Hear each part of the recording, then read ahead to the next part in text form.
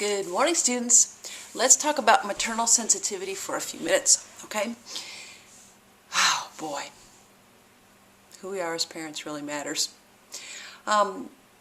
This is from your Goffin chapter, and basically, mom's comments predict attachment at 12 months in babies, okay? So you remember Ainsworth stuff and securely attached and insecurely attached, and you remember all the stages of attachment in the making and those pieces. You're going to need to know all those things for the licensing exam.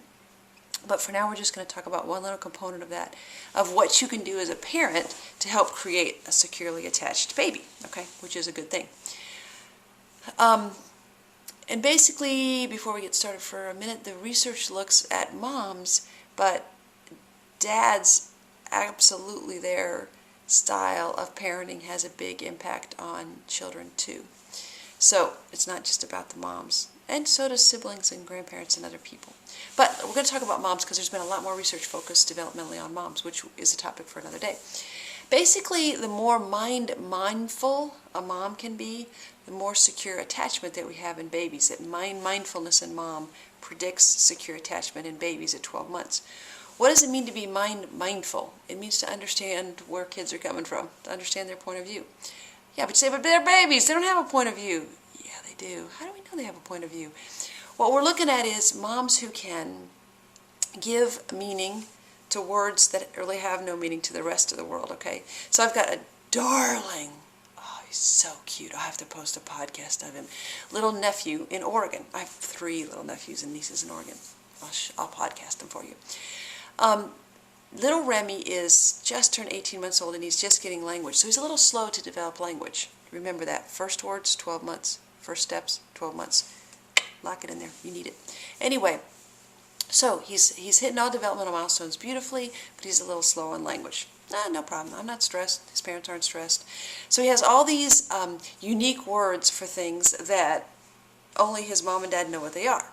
Like his dad loves cars, and so when he sees a Lamborghini drive by, he says, "Guinea, Guinea, Guinea." And his parents know that means he's seen a Lamborghini. Now, to the rest of the world, Guinea doesn't mean anything, but to Remy, Guinea means something. And his parents are smart enough to know, oh, you mean Lamborghini. And they pick up on that, and they respond to that, and in turn. So giving words that have no meaning, that's a good example of mindfulness. Another thing that parents do of mindfulness is they refer to the baby's internal state, right? So they say things like, oh, Remy, you must be so hungry. We just got back from a walk. You must be so hungry. Or, oh, Remy, I'll bet you're really hot in that parka suit. Let me get you out of that. Or are you sad, Remy? Those are a great example of referring to a baby's emotional state. Another thing that parents do to encourage an example of mindfulness, being aware of a baby's mind, is they watch where the infant's looking. So if the infant's looking over there or over there, oh, you should see out there, it's full of birds. They will be much more likely, a parent who's mindful will follow the infant's gaze to whatever they're looking at and maybe make a comment on it or whatever else. The other thing that mindful parents do is they encourage autonomy, okay? So they encourage their babies to explore. They encourage their babies to do things on their own, button their own buttons and do their own, zoom their own cars and whatever else. So all those are good examples of mindfulness, and those things work together with a host of other similar kind of behaviors to promote secure attachment in babies. It doesn't count for the full variance, right? There's temperament variables and other variables, but those are some of the pieces that contribute to infant secure attachment.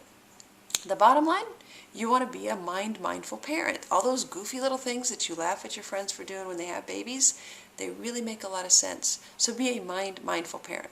And on that note, let's look at the birds for a minute. So yeah, you probably might not be able to see this, but there's birds out there. We feed the birds every morning, and they're just flying and flying everywhere. By the afternoon, there'll be a zillion birds. It's a good world, isn't it? Yes. Okay, have a lovely day.